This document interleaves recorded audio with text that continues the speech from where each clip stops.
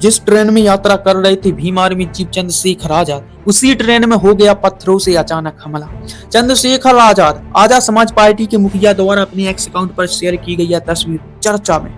Chandrashekhar Azad ji Vande Bharat train से दिल्ली से कानपुर की यात्रा कर रहे थे। सुबह 7:12 पर जैसे ही बुलंदशहर जिले के कमालपुर स्टेशन को पार किया, तभी बाहर से किसी असामाजिक तत्वों ने पत्थर फेंके, जिससे आजाद से 2 सीट आगे बैठे यात्री के पास का शीशा चकनाचूर हो गया।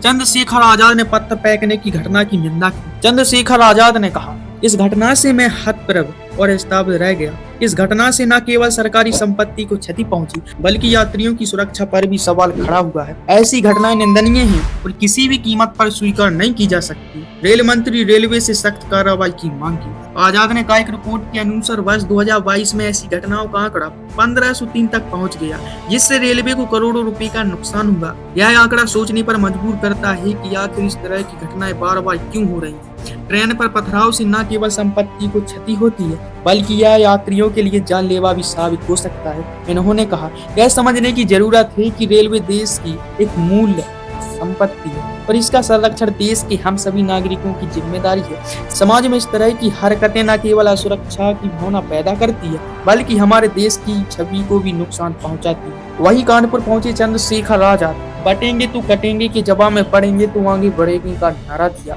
चल रहा है, कटेंगे तो बटेंगे, मैं तो उस पर बात रख चुका हूँ कि पढ़ेंगे तो आगे बढ़ेंगे। डॉक्टर बाबा साहब अम्बेडकर ने कहा था, शिक्षित बनो, संगठित रहो, संघर्ष करो। तो हम लोग जागरूक करें लोगों को और वो अपने अधिकारों के प्रति जागरूक हों, तैयार हों अपने छिने हुए अधिकारों को लेने के लिए। उसके ज़रिए जो है उनका जो जीवन है वो आत्मसम्मान का हो, अधिकारों का हो। तो हमने जो नारा दिया है वो यही है कि पढ़ेंगे तो आगे बढ़ेंगे और साथ साथ चलेंगे। कटेंगे बटेंगे जैसे बयान से क्या प्रभाव पड़ता है? मुख्यमंत्री जी को जवाब देना चाहिए। जब वो मंच पे खड़े होके हरिजन और गैर हरिजन की बात करते हैं, बांटा किसने? पहले ब्राह्मण क्षत्रिय वैश्य में, फिर जातियों के आधार में, जातियों में भी जातियाँ गोत्र किसने बांटा है?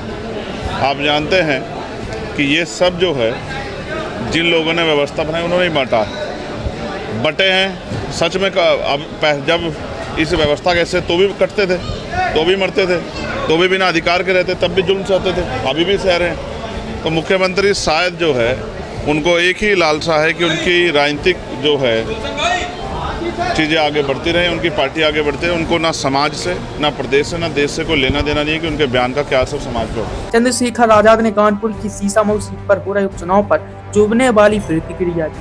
सर, एक जब सीसामऊ विधानसभा में आपके प्रत्याशी ने पर्चा दाखिल किया था, लेकिन उनको नहीं बुलाया गया, क्या साजिश इसके पीछे? देखिए, मैं ये समझता हूँ कि जिस तरह का टिकट डिस्ट्रीब्यूशन हुआ था, भाजपा के लोगों ने डर के षड्यंत्र करके हमारे प्रत्याशी का पर्चा कैंसिल कराया। हम इन चीज़ों से डरने वाले नहीं। जिन सीटों पर हमारे प्रत्याशी लड़ रहे हैं बेहद दमदारी से लड़ रहे हैं। मेरा विश्वास है कि आजाद समाज पार्टी का प्रतिनिधित्व इस बार विधानसभा में जाएगा। दरअसल कानपुर की सीसामऊ सीट पर इरफान सोलंकी की सदस्यता रद्द होने से चुनाव हो रहे हैं।